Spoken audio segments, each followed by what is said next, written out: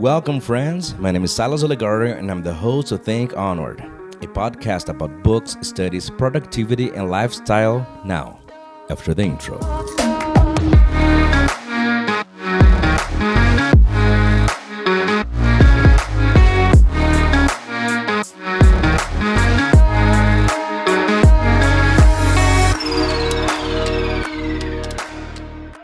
Hello, everyone, and welcome again to Think Onward. A podcast was made for you, and today this "Just for You" thing is gonna make more sense because we have a very, very important and very special guest. If this is your first time here, my name is Silas. I'm the host. This podcast we like talking about books and studies and productivity, but I also like to talk to my friends, to people that I know, and people who have inspired me somehow, and people who have something interesting to share with us. Today is not different. Today we have a special guest. Her name is Marliane. I'm going to talk to her for some time, and I hope you guys enjoy this conversation. Marliane, how you doing? Hey, Silas, I'm doing great, and it's a real pleasure to be here talking to you. Thank you so much. The pleasure is mine, absolutely. Guys, Marliane is the owner of the school I work at. It's called Just for You Personal English. Maybe you remember because maybe 4 or 5 episodes ago I said this was gonna be now a sponsored podcast, and the first ever sponsor we had is Just for You Personal English, created by Marliane. So Marliane, I like to start our conversation specifically asking for you to talk to us about yourself. Where do you live? Let's start very simple. Where do you live right now? Okay, so I live in Núcleo Bandeirante, Distrito Federal, and what else do you want me to talk now? Yeah. Look, I told people that you're my boss, that I work at the school that you created, and I wanted to talk about a little bit of this. Are you just the owner of the school? Do you teach English as well? And what is it? What is it that you do? I like I like it better when we say, like we are partners, we are Okay. in the same team Good. because I have you as my partner, Yeah, very good. and a really great partner on this road, just for you personal English road. And it's just been great having you with us, Silas. Thank you And so much. okay, so I am an English teacher, and I also teach English at Just for You Personal English. So both of us do it. And the main reason for creating this school was because I was teaching English, okay? And as a teacher in so many different English courses, I always loved teaching adults, and I knew the courses, the English courses for adults, they weren't really, let's say, uh, catchy or appropriate for the students because all my students, when I was a teacher at other English schools, they were complaining about the long time they would be studying and so many things they wouldn't use. They were studying and they were always asking me, "Oh, teacher, when am I going to really speak English? When am I going to be able to speak the language?" And every student is like this, right? They start studying, and soon they start. Okay, when I'm gonna speak English just like you, I want to know the timeline. Yeah. Yes, I was, but like something really disturbed me. Like I was not very comfortable because adults have a different time. And you know that children and teenagers they have the time to study the language, like for 8 years, for 5 years, and that's okay for them, Hmm. because they're only students and their parents are supporting them, and the adults, they usually have this urgency, this necessity, because of their work or because they're going to take a trip abroad and they need to speak the language and they didn't have this opportunity before in their lives, or maybe they had and they really didn't value that opportunity at the time. So now, like when they are there and they go to the school and they really decide to study the language, they have this urgency. And, I felt I could do something. I could do something different. But for that, I couldn't continue teaching English at other schools because they wouldn't allow me to do that because of their methodology, and they wouldn't change it. So I said, why not create my own English school? Very An nice. English school for adults, Hmm. a personalized English school for adults, teaching them according to their necessities, according to their objectives.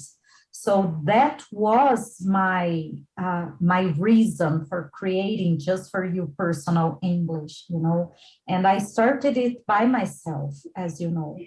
And then it was getting bigger because more and more students were looking for me, and I didn't have the time to teach them anymore because I was only one. And then it was when I decided to open the school and make it bigger and to give the access to other people. And then you're here today with me.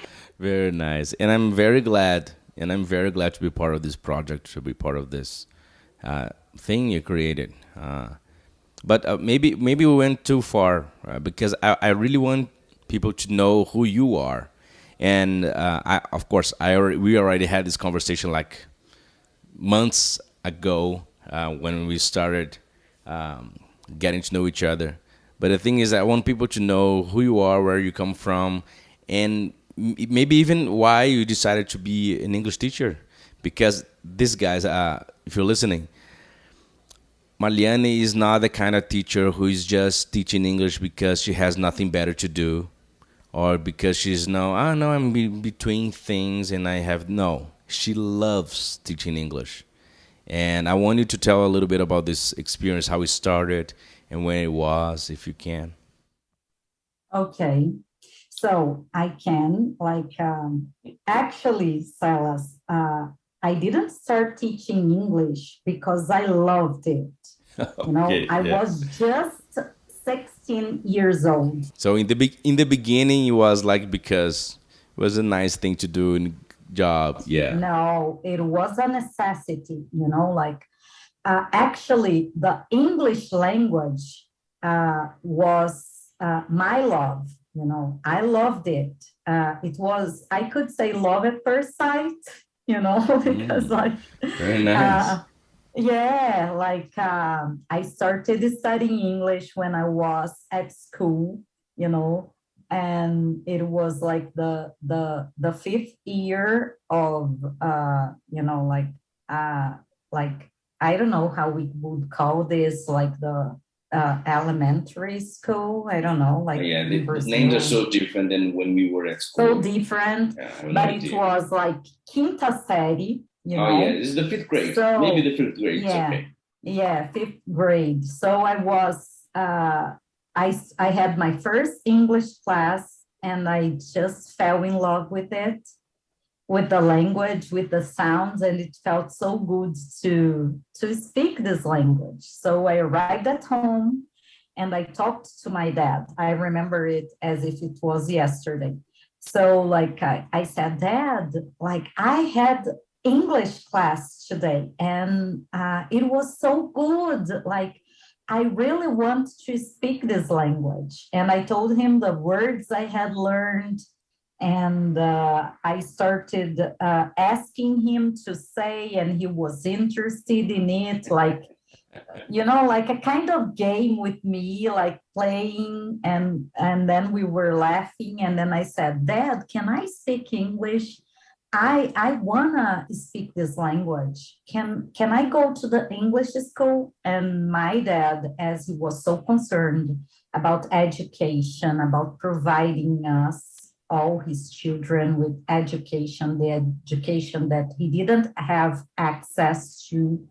So he said, of course. And then I went to the English school. So I started studying because I wanted to study and to speak the language. And as it was something I really loved, I studied, and I studied for pleasure.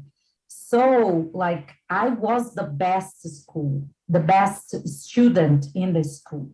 And it was a school in Barra do Garças, Mato Grosso, a small town. And they had difficulties to find teachers, of course, because you imagine a small town, and then who are the teachers in that school? Like they had these difficulties. So the owner of the school, she was always asking my dad if I could become a teacher there, because she didn't have teachers. So as the years passed, and I was the best student and so dedicated, and like that thing really was in my mind. Like I was proud of myself and being a teacher, but it was not something I thought seriously about. But my dad said no, because she's just a student, and as long as I am alive and I can support her, she's just going to be studying. All right. And then, unfortunately, when I was 16 years old, my dad passed away. So, as it was a small town, everybody in the town knew my dad, and like the owner of the school, she knew him and she knew me. And so she talked to me, Marliane, I know now your family will need money. So if you want to come and be a teacher at the school, I'm going to provide you with a teacher's training course, and you can be a teacher here, and I'll pay you for that. So that's the reason I started teaching English. I was only 16 years old, and you can imagine how inexperienced and immature I was. So it was difficult because I started teaching kids and teenagers who were about the same age I was. And you know that they usually question, the teacher. Question your capability of being their teacher. Yeah. So who is this girl teaching me here? Like she's the same age I am, and she's not the right person to be teaching me. So I had so many difficulties. And I overcame those difficulties because I really needed, it was a necessity. So all the money I earned was to support my mother, my brother, and my sister, because as my dad passed away, like we didn't have any other income, so the only money in my house was the money I earned teaching my English classes. Wow. And studying in the morning, teaching classes in the afternoon and in the evenings. So it was a time, I can say it was a great time because, It helped me a lot with the money, of course, with the support of my family. It gave me the possibility to support my family, but also it helped me improve so much my English because Silas, when we are teaching, we are always studying. Yes, we sometimes we even end up learning more than the students themselves. Yeah. Yeah. So I studied so hard and I was trying so hard to be a good teacher and to be accepted, because many students wouldn't accept me at the first time, like I needed to prove all the time that I was good enough to be there. So you can imagine the effort I had to do to you know, each class to be accepted, and it started happening. The students started looking at me in a different way, and even having me as their favorite teacher as I was improving, as I was doing my best. So people started, I would like to have classes with teacher Marliane because she's great and she's the best teacher. I really especially when I started teaching adults and I started a revolution in the school, and my passion for teaching adults started there because the school didn't have many adult students. And when the school got to have a group of adults, they started with 12 students, and the end of the semester, they had only 2 or 3. Okay. And then the owner of the school, she asked my help, and she said, Marliane, you were doing great. So after some time, I was in the school, of course. You're doing great here. You could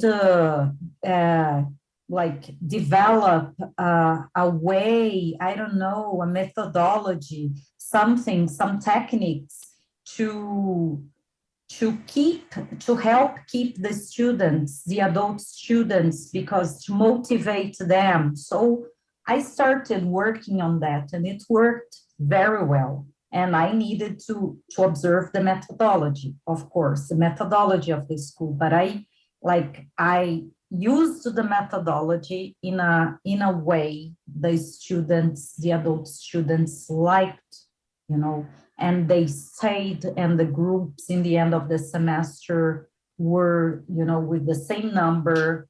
None of them had given up. And it was something, so rewarding for me. And so this passion for adults started there.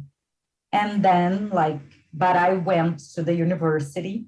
As you asked me about my story, I went to the university, and I went to the university to study law. Oh my God. You decided for law school after all that experience as a teacher, and you decided for law school. Okay, and how did you end up? 1 year after teaching English, because then I was at the age of 17, I went to the law school because I had this in my mind. I want to be a lawyer, and later I want to be a judge. And I went to the law school. So I studied law, and of course, I kept teaching English because it was the money. I had to support my family. Okay, so even in law school, you continue your job as an English teacher, so you could support your family and yourself through through law school. Okay, I got it. Yeah. So I went to the law school in the morning because the owner of the English school, she told me, Marliane, study in the morning because the more we have more students in the afternoons and evenings, so you can have more groups here, because I needed the money, and she knew that. So I did it. I went to the law school in the morning and I taught English in the afternoons and evenings. And many times I didn't sleep because I needed to plan my lessons for the next day, and I needed to study law at night. So it was quite a hard time, but I was only 17 years old. And when I graduated in the law school, I was 22. So uh, I could manage it, manage both. And when I finished law school, I decided that I wanted to move. I didn't want to continue living in Barra do Garças because I thought it was, the opportunities were so limited. Okay, I do have a question. I'm sorry to interrupt, but I thought when you got to law school, you already moved from Barra do Garças. You were still in the city. Okay. Yeah, because I went to the law school. I studied at Universidade Federal de Mato Grosso.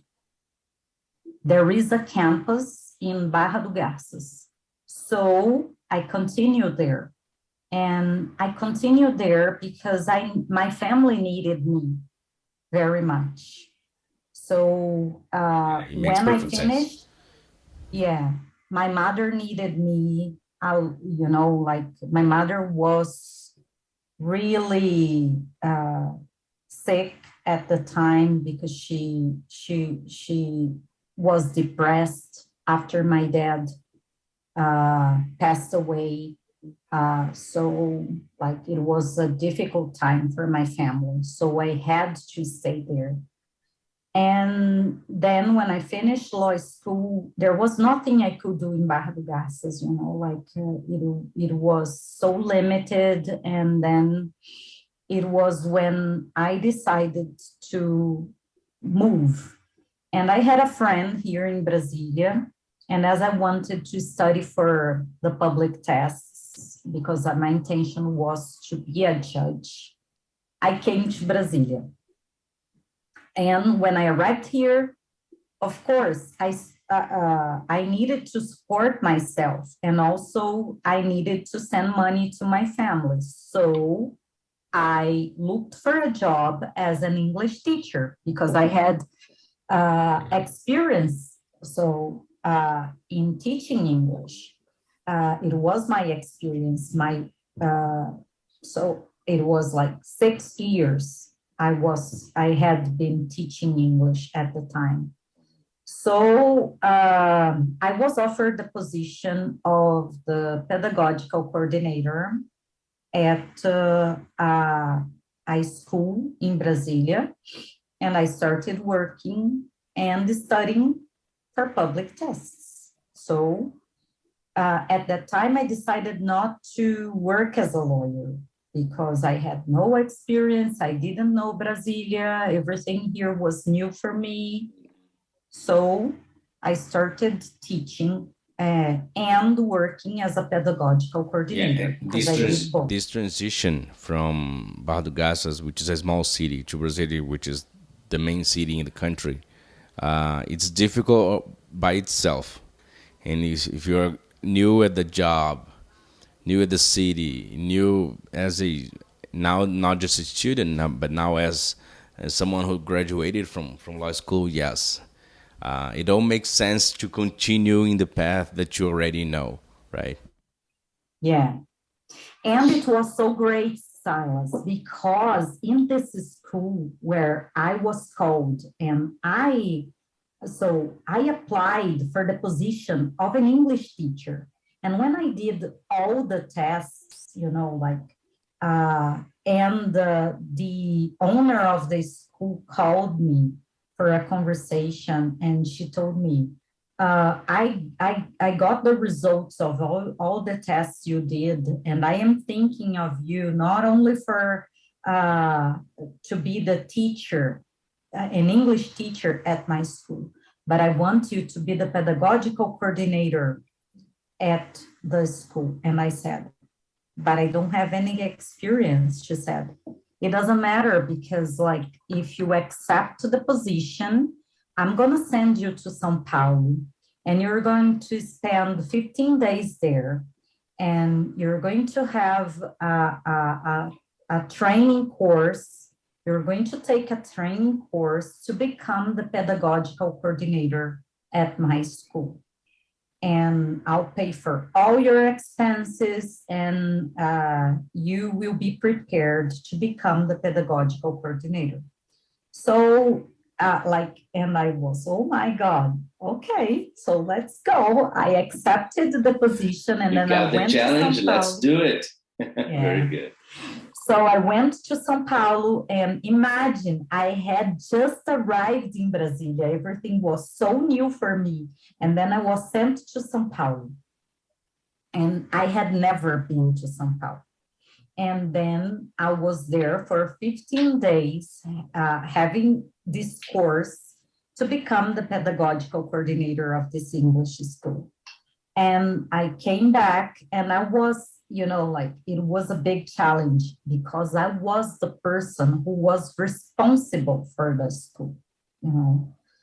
It was so great because I had the opportunity to learn so many things about, how a school really works, the routines, talking to the students, talking to the parents, talking to the teachers. It was difficult, and it was really challenging, but I got to do it. And it was wonderful because I went so many times to São Paulo because I took all the English courses, English teachers training courses in São Paulo I could. And I was in this, environment, and I loved it, but I didn't realize this was what I wanted for life, I continued studying law, and I insisted on the public tests. The public tests. Yeah. And then I insisted, and then until one day, I had a boyfriend, and this boyfriend talked to me, I don't believe you have passed the bar association test, and how come you're not working as a lawyer? And I was, oh, I am not, but you should, and everybody wants this, and you have it. And then this was in my mind, and I was, okay. So I started looking for a job as a lawyer, and I got it. And I started working as a lawyer, and I couldn't stop teaching before you asked me. Even as a lawyer, you were still teaching English. Yeah, at night, and I got, because I had these students, because at this time I had a name in Brasilia, Silas. Can you imagine that, Silas? I had a name in Brasilia as a teacher, and the people were calling me, and I would like to have some private classes with you. So I had the private classes with adults at night after I left the law firm. And the people in the law firm talked to me, Marliane, how come you work all day here and then you are still going to work? Like you're going to work after you leave here? Something doesn't add up. Like, why are you doing this, putting so much effort? And yeah, and then I said, oh, you know why? Because now it's time for fun. Now I'm going to have fun. And the people, what? I said, yes, I'm going to have fun because I have so much fun when I am teaching my students. I love it. I don't feel it as if it was, no, I'm not working. I'm having fun. I relax. And the people didn't understand that. The people thought, she's crazy. I am sure they thought I was crazy. But then I arrived home at 10:30, 11 p.m. every night, and I left home at 7 a.m. So And then, like, until one day I got to work at a court in Brasilia. I was invited by a judge who was my student, my private student, and she Okay. invited me to work with her. And I went, and it was my chance let's see how it is to work at a court. And she said, oh, you come work with me, and I'm gonna help you to become a judge. So I'll give you all the support with all the materials and everything, because she liked me so much. Wow. And this is a very nice opportunity, right, for someone who wants this life. Yeah. Wow. But then, Silas, you know what? I was so disappointed because I hated to work there. She Really? was wonderful. She was amazing. I loved her. It was not her. It was the job, you know. And then I got to know what she did, how it was being a judge, you know, the work she did. And I don't want to do this. It's funny. It's funny you say this because I was years ago. I watched a video of a guy talking about his life work experience, and the reason why he changed job. He was in the path of becoming maybe in the future the CEO of this big company in São Paulo, and he dropped that off and he started a business. And when asked why, he said, "Look, I went to a party in the company that the owner of the company was present, and I saw the boss of the boss of the boss of the boss of my boss at the time, and he said, if everything goes right in my life and I become that guy." The guy was a nice guy, no, of course, but he said, "That's the last person I want to be." Everybody was kissing his ass. Everybody was asking for something. Everybody was doing something towards the guy. He said, "Man, I don't want this life. Because if everything goes right and if everything goes okay, that's my life and I don't want it." He got to see his future. And then, you know what? No, that's not how I want to be. And yeah, it's similar to your story. You know, saw the judge. That's not a life. It's exactly what happened to me. I saw her life and I looked at her, and she was amazing, you know, like I loved her, but I didn't want to have her life.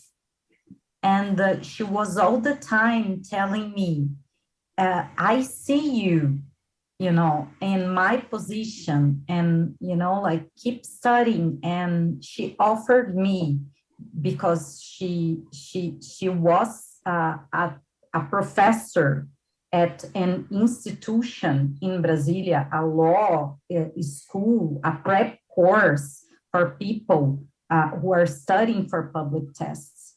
And she offered me, she talked to the person because she was on the board of directors in this institution, and she got me a scholarship, and I was studying there, you know. And like, but then I saw her life and I was so uncomfortable, you know, because she did everything for me. She didn't have a daughter, or she didn't have any children. She was not married. And then and her life was the court. And, you know, no, she didn't do anything else. But she loved what she did. But I didn't love it, you know, like for her. Basically, that's the main difference. If you don't love what you do, then it's not worth doing.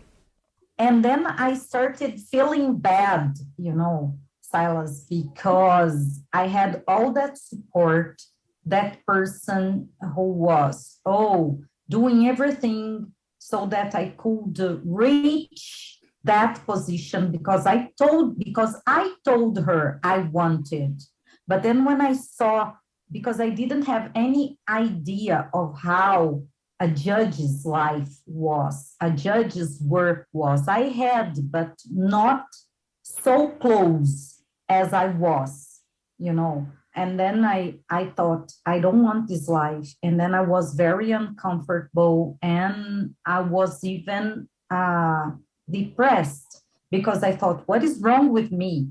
Like, I have this opportunity. Everyone would die, you know, for having this opportunity. Yeah, but if you don't like, it makes no sense. An opportunity is not an opportunity if that's not what you want. But I didn't understand it, you know, so I asked for help. I went to therapy, and a psychologist helped me discover what I really love, that it was not my fault because I felt guilt, you know, because of the judge helping me. And I didn't know what was happening with me. I thought there was something wrong with me. And then the psychologist helped me understand, Marliane, there's nothing wrong with you. You just don't like it. And then I discovered at that moment, having the therapy, I discovered I love teaching. And I told her it was amazing because in one of our sessions, I told her I was so happy when I was an English teacher. I earned much less money, and I was much happier than I am now. And then, like, I hadn't even, you know, I was not aware of what I had said until the psychologist asked me, Marliane, did you hear what you said? What you said? And I said, what? What have you just said? I said that I was happier when I was an English teacher. Even I earned much less money. She said, yes. Is it true? I said, yes, it is.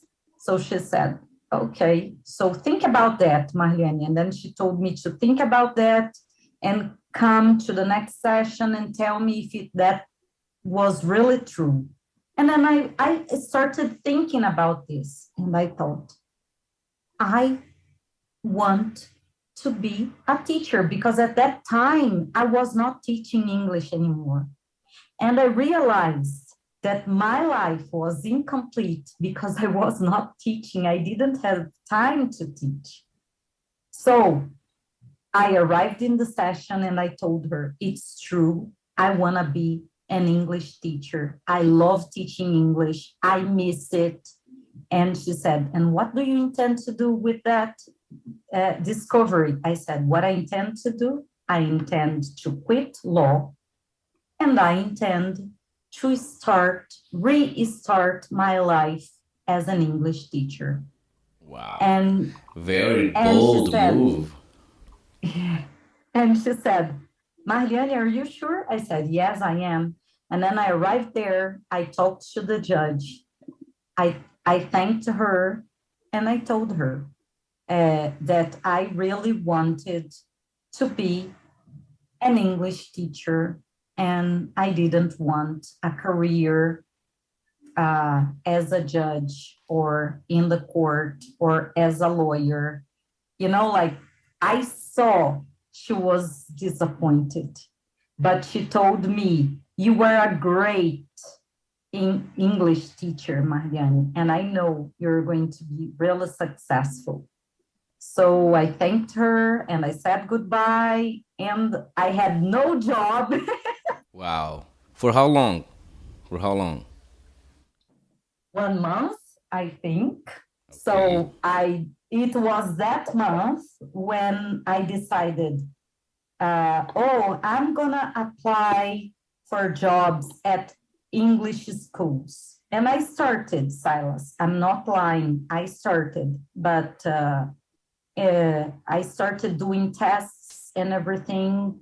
But then in the middle of one school where, you know, I was doing very well, I stopped and I thought, I shouldn't be here, like I was thinking, I shouldn't be here. I know how to do this by myself. They were talking to me about the methodology, some things I disagreed, and I'm not going to do something I'm unhappy about.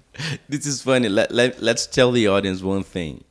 Once you start teaching English, and once it's been a while that you're a teacher and you already know what your students want and what to teach them, sometimes it's difficult to adapt to ideas that some schools have because most schools, most traditional schools, they have to follow a very specific and unique methodology. And when I say unique, I don't mean that they are the only ones that have, but I mean like they don't change the way they teach.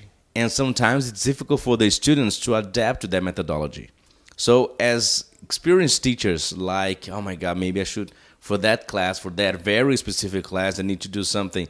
And it's not possible, and then you have to do something in a certain way that you don't believe, and you sometimes not just don't believe, but it doesn't work with that person or that class. So it's very frustrating in this case. Yes, you're right. Yeah, and then Silas, I was, no, I'm not gonna do this. Like, I quit law because I want to do what makes me happy. And if I go into this school and I have to do everything as they tell me to do, even when I know it's not gonna work, I'm going to be unhappy again. So I gave up the process and I said, I'm going to do it by myself. So I started just for you. It was just for you only. And I decided I'm going to do it. I'm going to create this school with this methodology. So it's going to be just me in the beginning. And then okay, how am I going to find students? Because I was away from the market, because I was working in the court with this judge for 3 years. So, like, I started talking with my friends and I asked for help. Hey, please, like, I'm gonna work as an English teacher and I am going to work by myself. So I created the school when I started doing everything, and I sent the posts like on WhatsApp to my friends, and my friends were telling their friends, and I started like this. So when the first students came, and I started teaching them, and then oh gosh, like I love the classes, so it works. It's something different from the traditional methodology of the schools because I worked exactly with their objectives, with their necessities. That So makes all the I difference. heard, yeah, I heard them. And then I developed the classes I planned the classes according to what they wanted. And they started loving this. So they told their friends, and then people came, and it was like that. So in when the pandemic started, I was lost because I started just for you teaching classes at my students' homes and offices. So I went to the students' place. So it was personalized and it was presential. And then, like, the pandemic started, and I thought, now what? What am I gonna do? So I was a little lost. And but before this, I skipped a very Wait a important. minute. Well, you said you were a little lost. A little is better than most of the people at the beginning of the pandemic, because we were all lost, Marliane.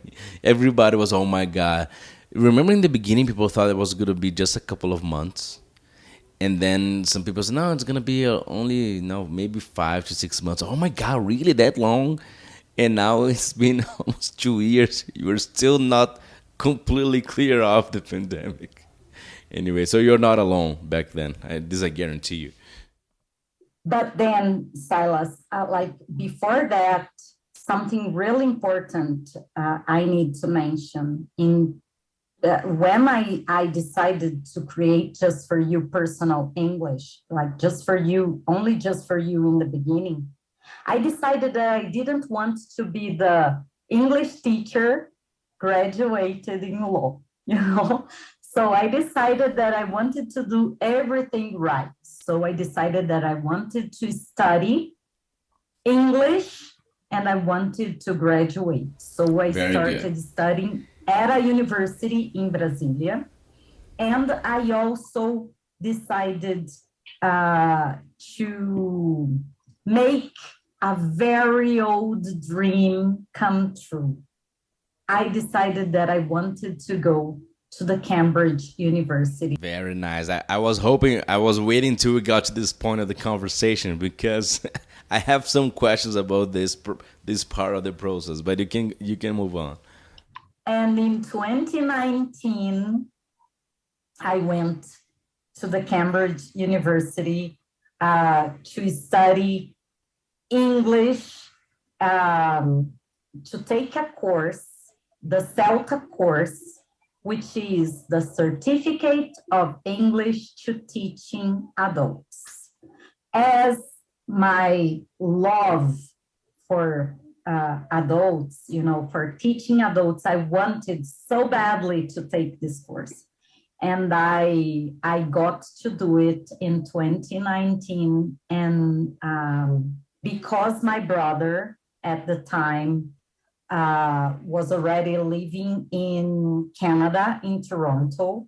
So I decided to go to Toronto, Canada, and I applied for the Cambridge University there. So I spent an amazing time there studying at the university, which is, you know, like another world. And all my experience and all the thoughts I had about teaching and everything, you know, got so wider. I don't have words to describe that time, you know, like it's tough, but it's amazing. Yeah, so that kind of experience that people go through, and they are, even though sometimes it's painful during the process, at the end of the process they are glad they did because it pays off, right? Yeah, exactly. And then I came back a different person, and then like in 2020 the pandemic started. Wow. And I was, oh gosh, what am I going to do now? Yeah. And then suddenly I was, you know, browsing, you know, when you go to Instagram and you start, you know, like browsing and then a Cambridge University. And I just, oh, okay, I'm going to read this. And then it was a course to teach online. And I was, oh, Cambridge University is really amazing. So they started teaching this course, how to teach online. Online classes, yeah. Online classes. And then I applied for it. And then I could have, you know, a glimpse of, oh, it's possible. It's possible. So it was when I had the idea of Just for You Personal English, because I wanted Just for You to become a school. You know, I wanted it. I didn't want it to be only Marliane teaching a limited number of students, because I couldn't do it. You know, I couldn't make it bigger because I was just one. And then I had this Oh, it can be an online English school for adults because things now, so online things started happening. And with this course I took with at Cambridge University, I imagined this online school, but I thought I can't do it alone. I can't do it by myself. So it was when I decided to call Thais, my friend, Yeah, who was, Thais is going to be here next week. Yeah, this is already a little spoiler. I talked to Thais yesterday, I think, and she said, "Yes, absolutely, let's do it." And she's very excited. Yeah, it's gonna be nice. yeah. And then I thought, okay, I'm gonna call Thais because I need a person. I am the English teacher.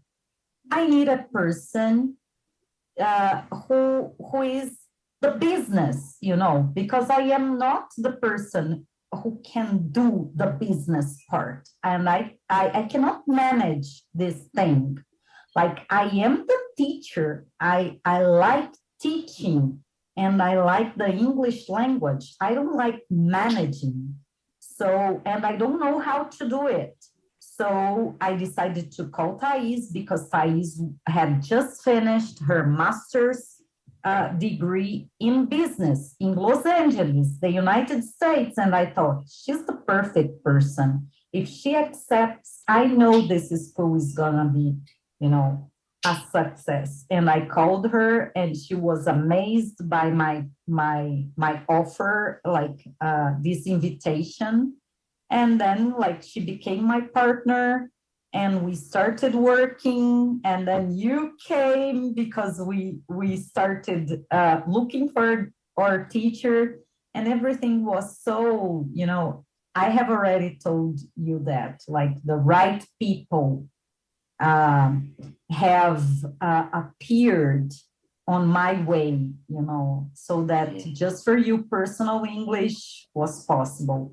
And we're just in the beginning, like when I think Absolutely. about these, Silas, it's just been Yeah. one semester. Yeah, it's crazy actually, right? How much the school has accomplished in less than a year, let's say, and it's unbelievable. And it's great. It's very exciting, and that brings me to my next question: what do you expect for 2022? And I don't mean necessarily just in terms of the school and professionally, but even in your personal life, if you're okay to share. What do you expect for this year? 2020 and 2021 were both difficult years for so many people, including, well, I'm not gonna say most people. I'm gonna say for everybody, because even if the business were struggling, for some people the business was no going great, even better during pandemic for some reason.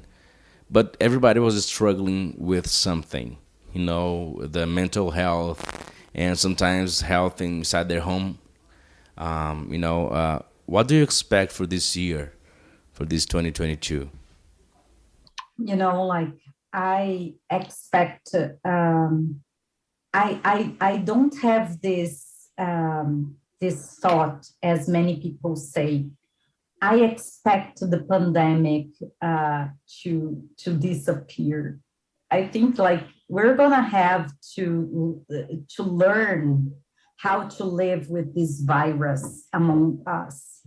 So I hope that people in general learn how to deal with this, Silas, because like it was better, and then now things are getting bad again because A lot of people have not been vaccinated, and that makes everything more difficult. Yeah. yeah, and then this is something I really expect that everybody gets to be vaccinated and this year, and that we can deal better with this virus, with no more deaths and so many sick people, and having difficulties with the access to the health. which is something I'm really concerned about in our country. Uh, and I really expect that Just for You Personal English, gets bigger, as I told you. We have plans for Just for You Personal English, and the plans are big because we want to reach more people, not only in Brazil, but around the world, because we have this intention of making Just for You Personal English an English school for Brazilian people wherever they are in the world.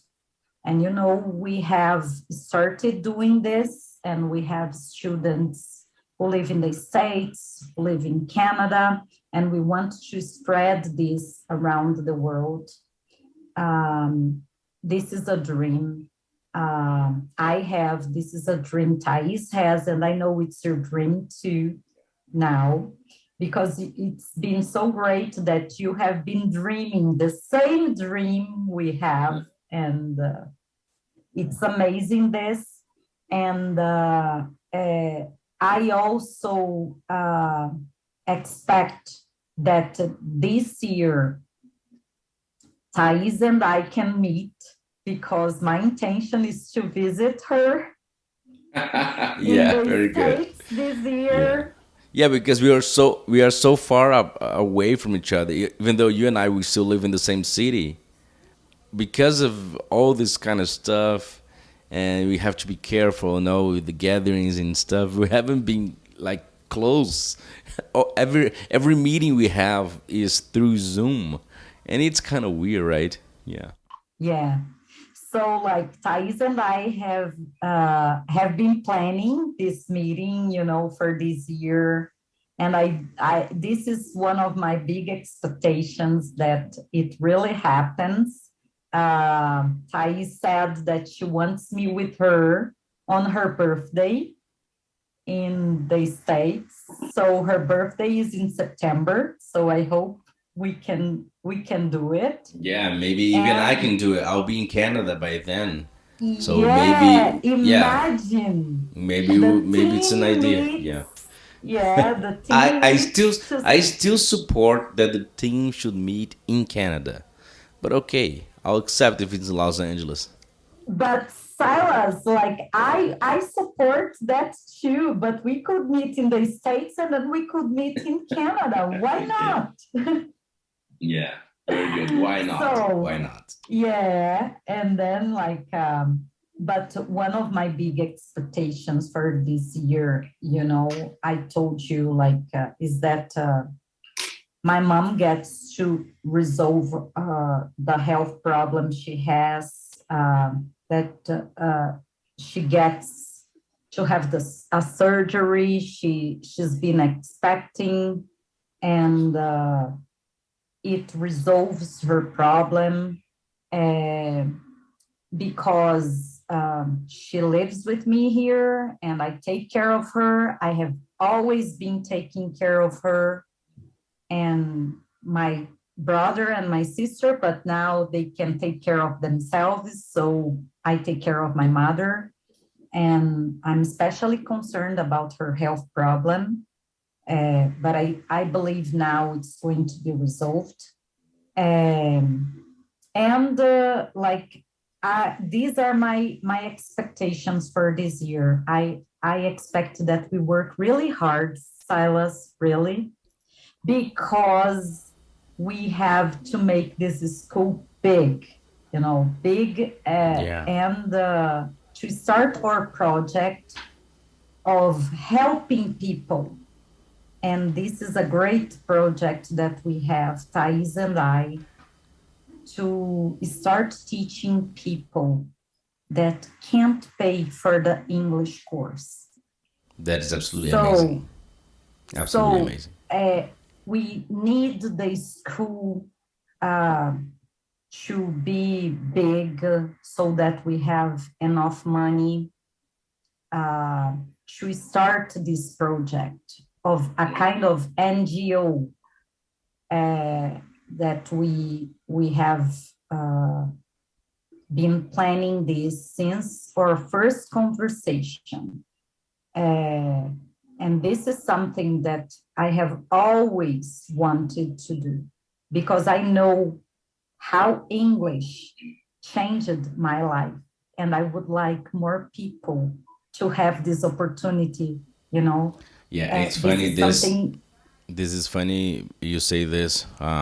Rebecca and I, my wife and I, we were looking at the stats of this podcast. Of course, you consider a very small podcast, but the reach we have because the podcast is in English. Because it will be so much easier to have a podcast talking about the same kind of stuff I talk about, but in Portuguese because it's my first language. But because the podcast is in English, with the name in English, the title in English, and every episode is in English, we saw that we have a lot of people listening from United States, Canada, England, France, the Philippines, Thailand, Japan, Australia. And when we saw that, it was, oh my God. Because, okay, I used to think that, okay, I have friends in the US. Maybe they are the ones who listen to the podcast. But then I started looking at the stats exactly because it shows the city which the episodes are downloaded from. And cities, I have no idea. Sometimes big cities, sometimes small cities. So we do have some sort of reach. And in case you're listening this and you're Brazilian or and maybe your Portuguese is your first language, whatever, and you live somewhere, but you still think that you should improve your English, consider going to. I'm gonna leave in the description of the podcast and also in the description of YouTube. I'm gonna leave the website of the school because I think we can help people all over the world get to the point where English stops being a problem. It starts changing people's lives. Because it happens a lot. We know this. Some people from Brazil, they decide to move to a new country, but they still struggle with the language because they think they speak English well enough so they can live in this country. But when they get there, oh my God, I don't know, not even 20% of what I thought I knew. And maybe we can help you. Maybe no. We know we can help them. yeah, we are sure we can Yeah. help you Yeah. in whatever you need. And we are here to listen to our students, which I think is the best part because the other schools, they have their methodology, which is traditional and it cannot be changed. So, like, they will not listen to the necessities and needs. They try to supply these necessities, but many times this very inflexible methodology does not allow them to do it. So here at Just for You, this is one of the things that I'm really proud of is that we are so flexible, aren't we, Silas? Like Yes, we to are. Yes, we are. like this flexibility to suit the students' needs, and we have had so many good resuls with Oh the yeah. Oh students. yeah. Definitely. Definitely. So like and then I really have this dream of spreading this, like, and making it possible for people who cannot pay for the course. This is our next goal. Thais and I, we have this, and it's so serious for us that we don't want. Of course, it's a business. Just for you, personal English is a business. We need to support ourselves, our families, and we need the money, of course. But we also want to do something for other people. It's our way to say thank you, you know, thank you for having this opportunity. And I told Thais, I have so much to thank, because without English, Silas, probably my family would have died of hunger or would have had, Some very other problems, bad right? moments. Yeah, English. You are one of those people who can say that definitely knowing English then working with English has completely changed your life. Yeah, it's not just the business that you own today, but it is something that you've been doing for quite some time and has changed your life, caused huge impact. It's very nice. And this is something I want to give back, because I believe that I have been blessed, you know, when my dad said yes for my request of uh, going to an English school, and he said yes, and he made it possible for me. And I know how hard it was for him, uh, talking about money and these things, but he always did everything that he could so that I could continue studying, you know. And I have to say thank you. And I think one way of doing this is, giving back uh, this opportunity, like that was given to me, and then I could extend it to other people. Very So, nice. Silas, Very nice. Very, very, very nice. it's been, a long way, but I'm so happy that I'm here and I could. And I'm so happy that today I can do what I really love, which Yeah. is be here speaking English with you and Very nice. teaching English, and making this dream true. A reality. Yeah, you're right. Marliane, it was very nice talking to you as usual. We both like to talk a lot, and I love that for a podcast. This is kind of perfect. And I really enjoy listening to your story, to the things that you had to share with us. Thank you so much for being here. Thank you so much for being part of this episode. Hopefully, it's not going to be the first and the last, right? Hopefully, you're going to be here again. Yes. And next week, we're going to have Thais. You talked about Thais today. She's going to be here next week, straight from Los Angeles. And, well, thank you so much. Thank you very much for everything you've been doing with Just for You Personal English.